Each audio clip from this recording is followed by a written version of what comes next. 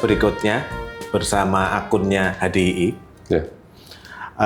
Senang sekali ketemu dengan Pak Francis. Beliau itu dilahirkan di Malang, betul ya? SD, SMP di Malang, kemudian SMA, high school di Inggris. Inggris. Ya. Boleh ceritain sedikit Pak, ketika di Inggris kemudian lanjut di University di Prancis. Jadi waktu pertama kali pindah ke sana itu bahasa Inggris saya kurang bagus. Ya hampir dibilang nggak bisa bicara lah gitu. Membaca menulis masih bisa. Ya. Tapi basic banget gitu. Nah disitulah saya jadi mulai sukanya itu dari dulu sih memang art gitu ya, seni rupa gitu. Jadi waktu di sana saya mainnya di ruangan seni rupa terus. Oh gitu. Terus lihat ada temen gambar pakai pensil tapi yang hyper realistic. Kok bisa ya gitu. Nah, terus saya pengen bisa kayak begitu. Awalnya dari situ. Ya. Teman-teman sekalian, ya lebih mengulik lagi ketika beliau ada di Prancis yang memilih jurusan itu. Beliau saat ini punya studio desain sendiri. Kemudian beliau saat ini sebagai anggota Dewan Majelisnya HDII. Jadi beliau cukup lama sekali ada di HDII sebagai pengurus. Pak, ketika kemudian masuk di university, gimana situasi dan segala macam ketika kemudian memutuskan untuk menjadi calon seorang desainer interior? Saya tuh suka seni rupa ya, dari dulu gitu. Dan karena keterbatasan di awal juga, jadi bahasa Inggris kurang bagus. Jadi saya tuh jagonya di teknik menggambar, technical drawing, itu engineering drawing. Manual drawing ya? Manual, jadi gambar mesin segala macam. Belajar menggambar mesin, menggambar objek gitu. Terus juga ya waktu yang saya luangkan di ruangan seni rupa. Jadi ngolah keramik, ngolah warna gitu juga ya. Tapi saya belum tahu arahan saya itu waktu itu mau kemana nih, karena saya suka segala bentuk. Jadi semua dipelajari. Gitu. Masih mencari waktu itu. Jadi waktu saya harus waktunya sudah masuk ke universitas, ada waktu itu saya mulai sebar portfolio ke beberapa sekolah gitu. Cuma ada satu sekolah yang bilang ke saya, oh kamu bakal diterima di sini karena memang sekolah ini itu khusus buat orang seperti kamu yang masih mencari jati diri, tujuannya lah, arahannya. Nah, dan benar saya diterima di situ. Jadi itu memang salah satu sekolah katanya waktu itu susah masuk. Jadi memang khusus untuk orang-orang yang membutuhkan tipe atau jenis sekolah seperti ini. Terus mereka salah satu sekolah ini bilang ke saya, kamu pasti diterima di situ. Gitu. Jadi pada waktu masuk langsung penjurusan atau tetap tadi sama? Jadi khusus sekolah ini tuh namanya Bath College of Art. Itu mencoba semuanya, semua multidisiplin. Jadi kita bikin kembang api misalnya. Jadi semua multidisiplin art and design gitu ya? Iya, multidimensi. Juga multi ini lintas lintas multidisipliner. Ya? Jadi kita waktu itu coba tekstil juga. Terus kita coba fotografi, patung, lukis, ilustrasi, gitu. Terus mereka juga mengundang beberapa tokoh-tokoh di bidang itu ke sekolah, dan mereka ini presentasi ke kami, profesi mereka itu apa sih, dan mereka cari uangnya bagaimana. Ya, gitu. Jadi para artis, para desainer, para tokoh, fotografer, ya itu diundang ke sekolah dan mereka bercerita mengenai profesi mereka dan karya. Ada yang mendesain teater, misalnya gitu. Bagaimana kemudian Pak Francis kemudian tertarik di interior? Nah, salah satunya sekolah. Ini yang desainer teater ini. Waktu saya lihat, wah seru juga ya, dia bikin satu background dengan tema-tema cerita tertentu, dia bikin tata panggung. Waktu itu saya tertarik, tapi belum tahu nyebutnya itu apa, kemana ini ya, belajarnya. Terus ada animator juga yang diundang, saya juga salah satu penggemar animasi gitu. Jadi saya sempat terpikir, mungkin animasi juga nih. Berapa lama di sana Pak sebelum memutuskan balik ke Indonesia? Untuk sekolah yang Bath ini hanya khusus 1 tahun. Dia memang khusus 1 tahun untuk tahun pondasi, foundation year. Setelah itu harus pindah ke sekolah lain. Jadi sekolah Bath ini sekolah awal atau istilahnya itu postgraduate. Jadi setelah kita lulus kita bisa fokus lagi di situ. Tapi durasinya setahun. Nah di situ saya memutuskan untuk masuk ke universitas kejurusan. Vokasi kalau sekarang namanya. Bukan vokasi, sorry. Ya masuk universitas lah. Universitas. Ya sorry. Saya jadi mikir anak. Tahun berapa Pak Francis lulus kemudian? Apakah sempat kerja di sana setelah lulus? Nah itu ceritanya. Jadi waktu itu saya daftar di 2 sekolah. Yang satu itu sekolah unggulan di Inggris namanya Brighton Polytechnic di satu kota namanya Brighton. Satu lagi Parsons School of Art and Design yang di Paris. Jadi Parsons waktu itu ada di New York, memang pusatnya di New York. Terus ada LA, satu lagi di Paris. Nah saya interview di situ, dua-duanya diterima. Saya memutuskan untuk pindah ke Paris karena udah lama di Inggris, terlalu lama di Inggris. Tadi Pak sempat kerja di sana setelah lulus dari university? Waktu itu saya udah daftar, salah satu guru saya itu, profesor saya itu dari grupnya Jean Nouvel, arsitek. Jadi dia associate-nya Jean Nouvel. Jadi kalau kita pameran karya itu kadang-kadang sering ketemu Jean Nouvel. Gitu. Terus saya daftar, boleh nggak? Terus saya bilang, bisa, tapi ini masih ada satu karyawan kami yang bentar lagi kontraknya habis, 2 bulan lagi. Kamu bisa langsung masuk. Gitu, udah diterima waktu itu untuk kerja. Gitu. Tapi kemudian memutuskan kerja atau balik ke Indonesia? Balik ke Indonesia. Karena 2 bulan di Paris mahal, Mas. Siap. Itu juga waktu di sekolah itu di Parsons itu juga saya pilih itu karena mereka terbuka untuk memberikan scholarship beasiswa. Kalau Brighton dia bilang kalau Anda bisa cari di negara Anda sendiri itu lebih baik. Gitu. Tapi kami akan bantu surat menyurat segala macam, tapi sebaiknya dari negara Anda sendiri. Nah kalau Parsons dia bilang mereka punya memberikan sekitar 2 hanya 2 setahun untuk muridnya, dan dari 2 ini tidak boleh dari satu jurusan.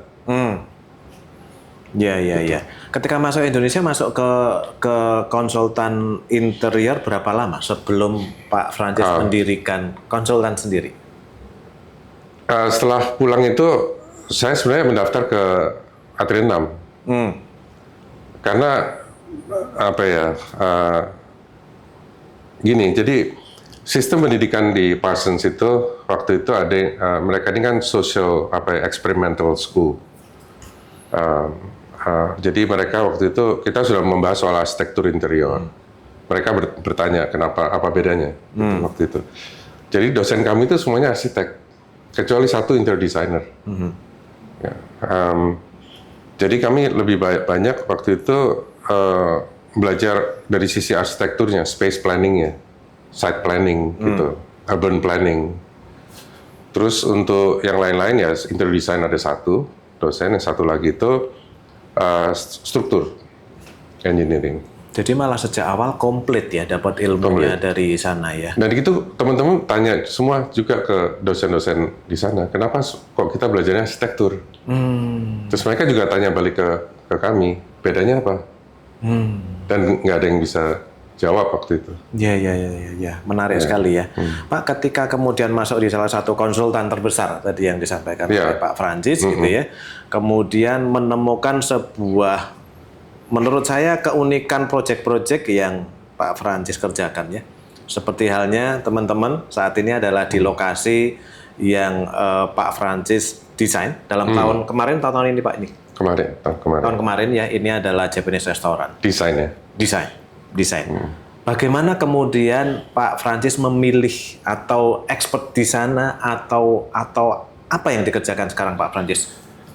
Range desainnya di interior. Range design di interior macam-macam, tapi waktu saya kembali itu saya gabung dengan Atrinam, Pak Solin Gunawan. Ya. Walaupun awalnya saya melamar ke Pak Kiki Darmawan untuk masuk ke arsitektur. Kemudian, ini lulusannya Interior and Environmental Design. Kalau lulusan saya itu Interior dan Environmental Design. Terus sama Pak Kiki dilanjutin ke Pak Tito. Ini lebih ke Pak Tito gitu. Di situ saya belajar dan sebenarnya sampai tahun berapa, sampai sekarang saya masih merasa bagian dari Atelier 6. Oke. Siap. Nggak pernah keluar, nggak pernah dikeluarkan. Iya. Teman-teman sekalian, Pak Tito atau Pak Solin Gunawan itu adalah salah satu foundernya HDII. Ya. Betul ya Pak? Sampai sekarang masih mendampingin kita ya? Masih. Ya, gitu Pak. Range-nya apa saja kemudian sampai sekarang Pak?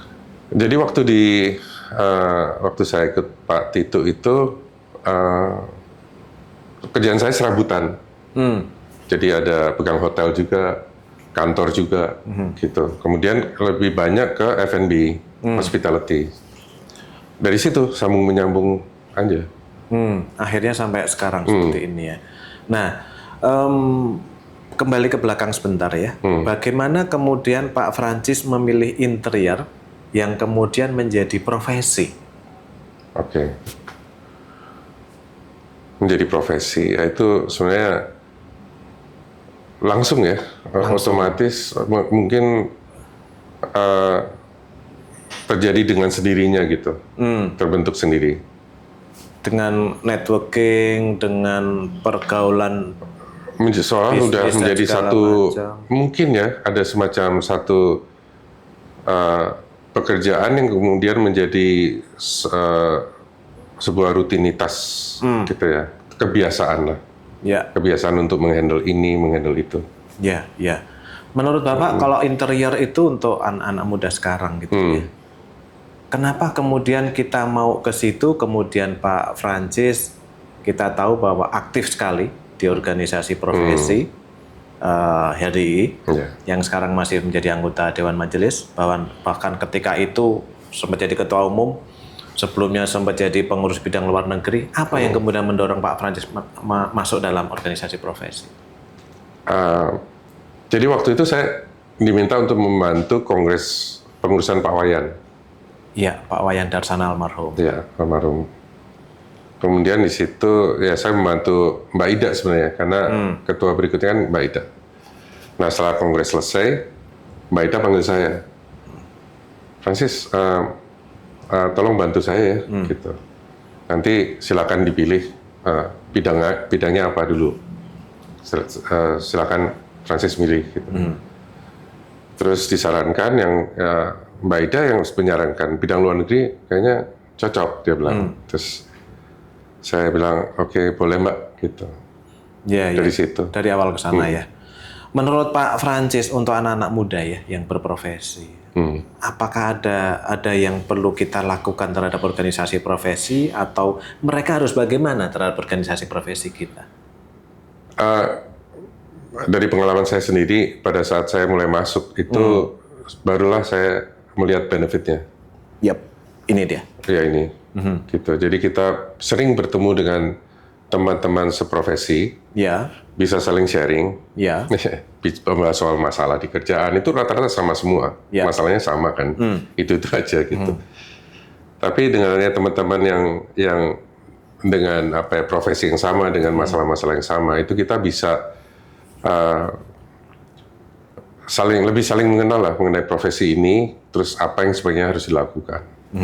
Ya misalnya soal desain fee aja gitu, itu kan juga sesuatu yang mungkin pernah disampaikan Pak, dulu pernah ada satu kampanye ya, tentang itu ya, free design no free design. No free design. Boleh ceritain Pak, maksudnya apa sih sebenarnya agar kita bisa tahu insight-nya? Jadi tahun 2010 itu ada 3 organisasi dunia. Jadi waktu itu HDI kan selain jadi anggota dari APSDA, juga anggota dari IFI. Jadi IFI itu International Federation of Interior Architect. Ini organisasi dunia dan ada semacam deklarasi di Taipei 2010. Ada 3 organisasi dunia waktu itu, ICOGRADA, ICSID dan IFI, membuat satu kesepakatan untuk membuat gerakan no free design. Oh, jadi gerakannya itu dari global, regional ke nasional. Betul. Jadi misalnya kegiatan tender atau pitching itu rata-rata di mana-mana itu yang kalah ya tidak dibayar. Padahal mereka sudah meluangkan waktu di situ. Betul. Ya. Bahkan sudah mengeluarkan effortnya untuk mendesain. Untuk mendesain. Dan menangnya itu kadang-kadang bukan karena desain saja kan. Karena mungkin desain fee-nya. Yap. Mungkin pertimbangan lain, cocok tidaknya gitu ya. Yap. Jadi ini yang seharusnya dihargai. Jadi artinya kita sebagai seorang interior designer itu kan tadi bicara di depan ya Pak ya. Kita punya intellectual property ya. Yang kita jual adalah itu. Betul. Gitu ya, bukan barang. Kalau barang kan si kontraktor yang mengerjakan. Jadi artinya teman-teman sekalian, anak-anak muda, kita itu mendesain yang dihargai adalah ini. Betul ya Pak? Betul. Ya? Jadi jangan sampai ada free, include gitu ya. Iya. Apalagi kalau tender itu rata-rata free, yang kalah, yang nggak menang ya nggak menang. Gitu. Tahu saya di luar negeri Mas. Ya. Ada kalau kalah ya dapatnya sekian. Gitu. Oh gitu. Jadi dalam biddingnya sudah ada term of reference-nya bahwa yang kalah itu akan dapat juga. Ya, seperti semifinalis, finalis, terus yang menang yang dapat proyeknya. Tapi yang kalah dapat semacam kompensasi. Dari panitia. Dari panitia. Nah, ini sudah saatnya kita suarakan ya di organisasi ya Pak Francis. Suarakan lagi. Iya, siap. Jadi mereka mau mengundang 10 perusahaan silakan, mau mengundang 20 perusahaan untuk bidding silakan. Ya, tapi mereka harus menghargai itu kan. Ya, tapi ketika itu dilakukan di sana, apakah ada regulasi yang memayunginya? Karena saya tahu ada dosen saya waktu itu yang memang sering cerita soal bidding begini-begini dan mereka udahlah pokoknya. Tapi fee mereka, maksudnya jadi payah mereka itu tercover sendiri, biayanya lah, ongkosnya gitu. Ya. Entah itu jumlahnya berapa kita bisa tentukan sendiri. Ya. Nah ini yang masih jadi gerakan karena tidak semuanya masih ada kompensasinya, masih ada. Jadi belum tersosialisasi dengan baik ke klien ya, ke pemberi tugas kita ya. Terutama ya pemerintah. Pemerintah. Kita harus sosialisasikan itu. Sepakat Pak. Nanti sama-sama ya Pak ke pemerintah ya. Iya. Pak kembali lagi ke desain ya. Menurut Bapak apakah profesi kita sudah dihargai oleh klien? Dan bagaimana agar kita bisa dihargai? Jadi ini untuk anak-anak muda ini desainnya. Ya di mana-mana tidak ada yang mutlak ya. Ya. Jadi kalau dihargai menurut saya sudah. Bahkan berlangganan pun ada gitu ya. Udah terbiasa dengan satu orang, udah jadi nyaman ya dia. Repeat order. Itulah yang sebaiknya diayomi ya. Yang harus kita jaga lah. Ya. Hubungan kerja antara klien dan kita. Karena mereka, saya ada beberapa klien yang udah jadi teman baik. Ya. Jadi bukan sekedar urusan kerjaan, kalau paling dia komplain mahal. Iya. Jadi rata-rata pekerjaan yang Pak Francis lakukan itu adalah penunjukan langsung ya. Penunjukan langsung. Ketika melihat portofolionya Pak Francis sesuai dengan mereka, kemudian penunjukan langsung. Ya. Ada juga yang rekomendasi. Ya, direkomendasikan oleh klien-klien kami sebelumnya. Jadi portofolio itu menjadi penting ya Pak, untuk mendapatkan proyek. Penting sekali, sangat penting. Ya, teman-teman anak muda jangan lupa ya portofolio. Jadi sampai sekarang bergulir seperti itu ya? Iya, jadi anggap aja kalau proyek terakhir itu lebih baik dari sebelumnya. Gitu aja, kalau saya ya. Jadi dapat proyek apapun itu, ini harus jadi yang terbaik. Dari karya saya sendiri, karena yang pesaing terbesar dalam hidup ini kan kita sendiri. Sepakat. Ya. Masuk ke organisasi sedikit Pak. Kalau di bidang luar negeri sama di dalam negeri sebenarnya ada kesenjangan apa ya Pak? Selain organisasi tapi secara profesi juga. Bagaimana kemampuan kita? Apakah sudah siap? Kemampuan. Sudah. Sudah siap ya? Sudah. Apa yang harus dimiliki kemampuan itu, Pak? Pertama, yang utama itu memang bagaimana kita bisa meyakinkan seseorang menjual, ya kan? Jadi balik lagi, walaupun kita bisa mendesain sesuatu, entah itu ruang ataupun barang, Ya. kita harus bisa jual. Ya. Kalau boleh saya katakan, communication skill-nya harus bagus. Ya. Ya. Selain itu, Pak? Perbandingannya ya, kalau di luar itu saya lihat sama ya kreativitasnya gitu. Bedanya itu di sana itu tim mereka lebih kecil. Timnya malah lebih Kecil ya, ada juga yang besar sih. Ada juga waktu kita pergi ke beberapa tempat waktu itu kayak siapa ya? Waktu London Design Week kita ke tempatnya siapa? Norman Foster. Itu besar banget. Iya. Iya. Legend kan ya. Legend. Ada juga yang kantornya di mana-mana, itu besar sekali kan memang ini. Tapi yang praktisi kecil itu lebih compact. Jadi mereka sendiri. Jadi saya masih ingat dosen saya itu habis ngajar, terus karena itu semester terakhir kita diundang makan, terus minum wine, ketawa-ketawa. Habis itu dia balik lagi ke kantor kerja lagi. Karena besok ada presentasi gitu. Ya, Pak, menurut Pak Francis, ketika kita bekerja kan tentu saja kita berhubungan dengan orang lain ya. Seperti tadi sempat kita ngobrol di sana. Aduh, ini begini. Yeah. Perlukah kolaborasi dengan tenaga ahli yang lain, Pak, dalam kita mendesain? Mechanical, electrical, ahli kitchen, ahli segala macam. Project management. Project management. Project manager itu penting sekali karena mereka yang menjadi quality controller, ya, mengkoordinasikan semuanya. Itu satu profesi yang seharusnya dilibatkan dari awal menurut saya. Jadi kalau tiba-tiba satu klien itu menunjuk pemenang tender tanpa memberitahu kita gitu, tiba-tiba proyeknya udah jalan 3 bulan. Gitu. Itu juga ada seperti itu. Tapi apakah memungkinkan kita sebagai seorang interior designer menjadi project manager?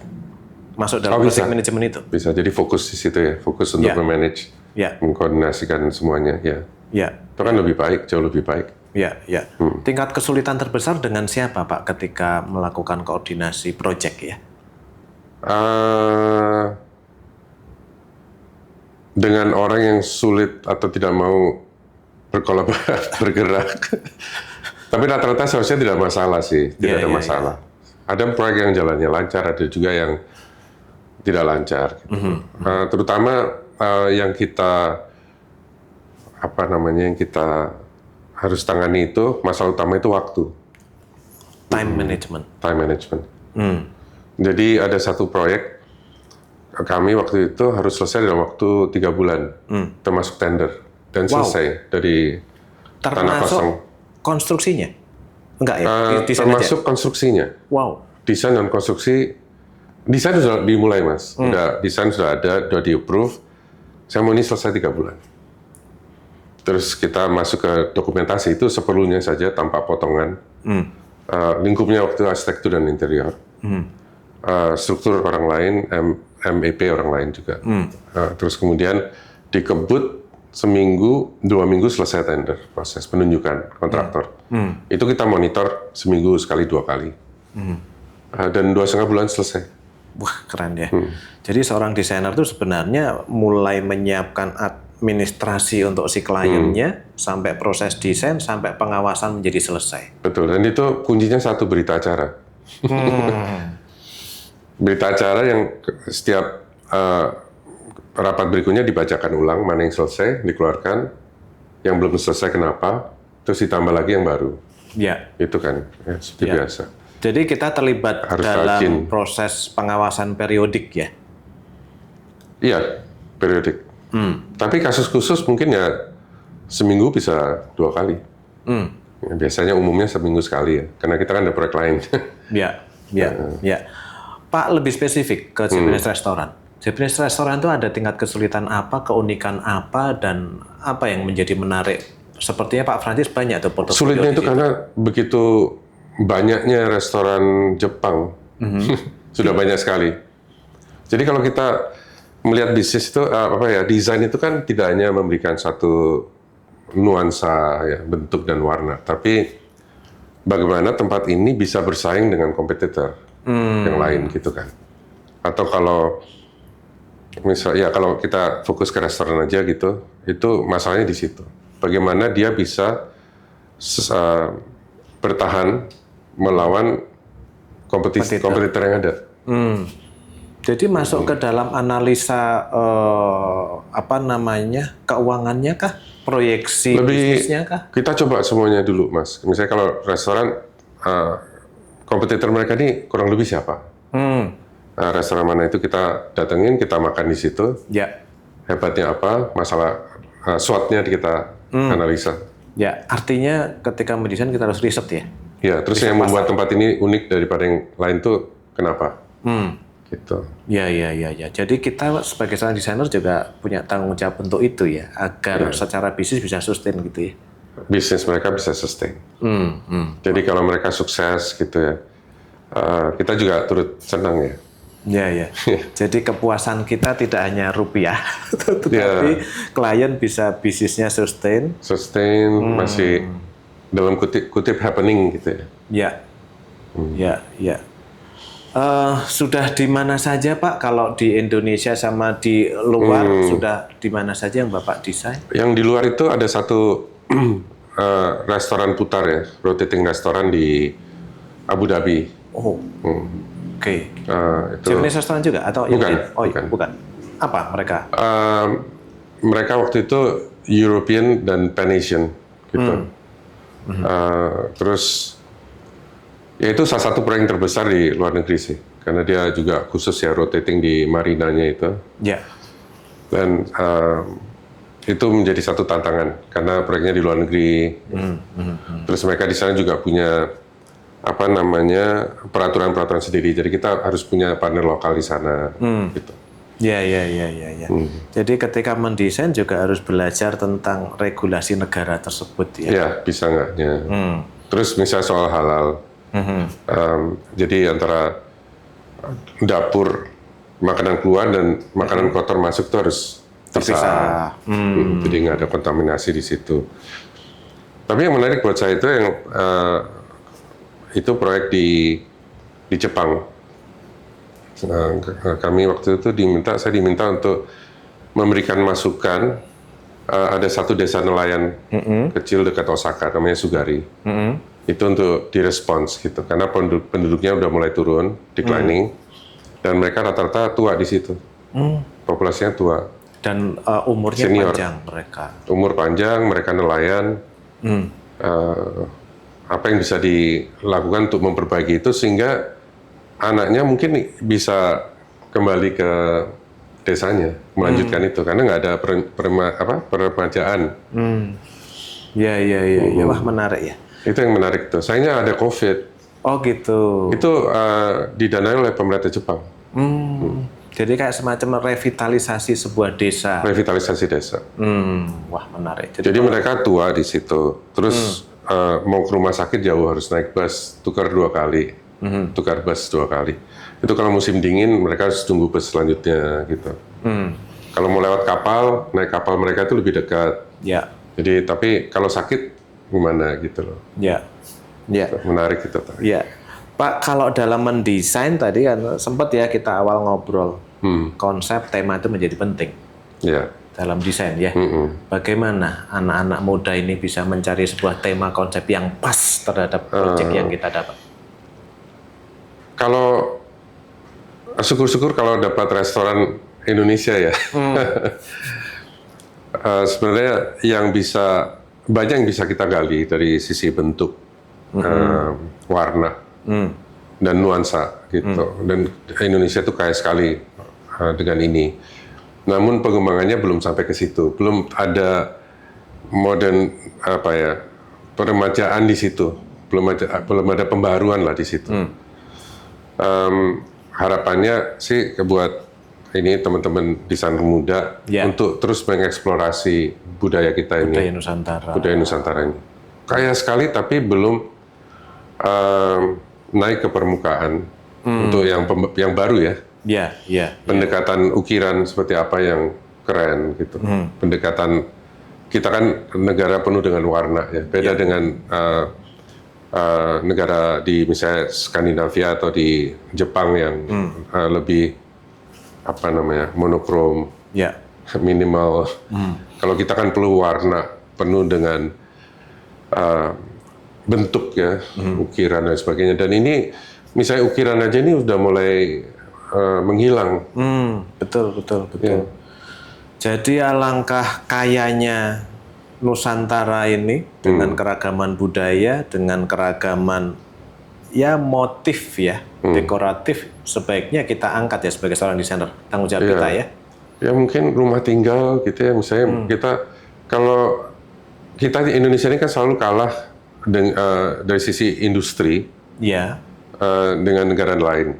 Yang terakhir ini Vietnam. Mereka jauh lebih unggul dari Indonesia. Mungkin bukan terakhir ini, memang udah lama sekali sih. Udah diprediksi, udah melewati Indonesia lah, untuk ekspor furniture-nya. Nah, Indonesia ini menurut saya perlu membuat satu gerakan nasional. Ini mungkin kita bisa garap juga, Mas. Gitu. Kita bikin satu gerakan nasional yang melibatkan semua disiplin. Jadi situ ada pelukis, ada pematung, ada graphic designer, ada poster maker misalnya seniman poster, kemudian arsitek interior, semuanya termasuk budayawan, sastrawan, arkeolog gitu ya. Bahkan mungkin arkeolog untuk membuat satu gerakan nasional. Desain Indonesia itu kita bikin semacam blueprint ya, dari sisi berapa sudut pandang yang beda. Karena kita ada tropis, Mas. Kita juga ada maritim yang hebat, dan maritim ini kalau kita lihat tidak ada jejaknya. Saya belum pernah lihat lukisan laut. Oh gitu. Saya belum pernah. Kapal mungkin ya. Ada. Kecuali lukisan tentang kapal ya. Kan ada tuh kapal pinisi dan segala macam yang dilukis di gua-gua gitu. Nah itu. Iya. Tapi sebagai karya pelukis itu kan biasanya gunung dan sawah. Iya. Nah itu mungkin apa karena dulu negara kita itu sangat menakutkan ya, sehingga padahal kita terkenal dengan negeri pelaut ya. Iya. Ya kapal Jung itu kan terbesar waktu itu di waktunya. Tapi belum ada ilustrasi mengenai kapal itu. Yang maksudnya dalam bentuk lukisan kejayaan bangsa, sebuah bangsa waktu itu. Kenapa gitu? Seperti ada penghapusan itu. Mungkin menakutkan. Sangat menakutkan itu kalau lanjut gitu ya. Kalau dilanjutkan mungkin menakutkan itu. Jadi kalau tadi sebelumnya Pak, berarti kita punya keragaman budaya yang banyak. Kemudian alam maritim yang luar biasa. Sebenarnya konsep tema dalam desain itu kita bisa ambil dari situ ya. Kalau sekarang kan di isu yang sekarang adalah ramah lingkungan. Jadi gabungan antara itu bisa memperkaya ide kita dalam mendesain ya. Jadi ya seperti warna indigo kan juga sudah balik kembali. Metode zaman dulu kita kembalikan lagi, sesuatu yang lebih alami, lebih natural. Karena dulu yang punya itu hanya segelintir negara aja warna biru itu. Iya, betul. Nah itu banyak dari sisi warna aja seperti itu. Bagaimana dengan budaya kita ya, kekayaan ragam dan bentuk, belum fashion ya. Memang kalau kemarin ya Pak di Rakernasnya kita 17 Januari, saya sempat berkunjung ke Prof. Widakdo. Beliau mengatakan bahwa seorang desainer itu juga sekaligus sebagai agent of culture. Kita harus bangga pada negeri sendiri, gitu ya. Pak masuk ke kan kita segmennya pingin memberikan semangat pada anak muda. Karena dalam perkembangannya, kalau boleh saya sampaikan, sudah hampir 40 lebih program studi interior ada di Indonesia. Otomatis persaingannya makin nambah. Gitu ya. Apa yang harus dimiliki oleh mereka untuk memenangkan pertarungan, menurut Pak Francis? Menurut saya, menjadi seorang yang baik, berbudi pekerti yang baik. Jadi memahami atau yang bisa berempati dengan orang lain, gitu. Mempertimbangkan orang lain lah, gitu. Itu menurut saya kuncinya ya. Jadi itu kunci memenangkan pertarungan dan boleh dikatakan kunci sukses. Apakah demikian? Salah satunya itu saya yakin itu. Jadi orang baik. Jadi gitu. orang baik. Maksudnya jadi orang baik mungkin susah ya Mas. Ya, ya. Gimana caranya? Tapi jangan berbuat yang tidak baik. Ya, kalau dalam organisasi kita kan ada, kalau profesional tuh harus punya knowledge, harus punya skill. Nah ini yang terakhir ya Pak, attitude ya. Attitude. Agar kita menjadi orang baik. Dan saya rasa orang itu bisa merasakan kok ya, kalau merasakan kita gitu. Ya, ada sesuatu yang tidak usah diucapkan gitu. Ya. Nah di situ menurut saya itu yang terpenting di situ. Jejak ya Pak ya. Jejak dan juga sikap ya. Karena desain itu bisa dipelajari. Bahkan saya kalau boleh kutip kata Om Bob Sadino waktu itu menjadi pembicara di acara HDI, dia bilang kita ini semua pelacur kata dia. Ya. Pada waktu itu di Kemang itu ya, kalau nggak salah ya. Di Bidakara. Oh Bidakara. Dia bilang kali ini pelacur hanya mengikuti maunya klien. Tidak percaya diri ya. Tidak percaya diri. Dia berharap waktu itu semuanya marah, tapi enggak. Kita nggak marah. Jadi, aduh saya kecewa, nggak ada yang marah ke saya katanya. Saya tadi mau mancing katanya. Iya. Menurut Pak Francis, ada berapa yang harus disampaikan kepada kami di organisasi profesi, Pak? Ke depan harus seperti apa? Karena ini sekaligus Pak Francis sebagai Dewan Majelis ini ya. Iya. Seperti apa harapannya Pak Francis? Harapan saya itu teman-teman desainer muda untuk turut berpartisipasi. Karena masa depan itu di situ masa depan mereka. Ya, maksudnya kalau bukan kita lagi yang mengurusi siapa? Yep. Apakah kita bersedia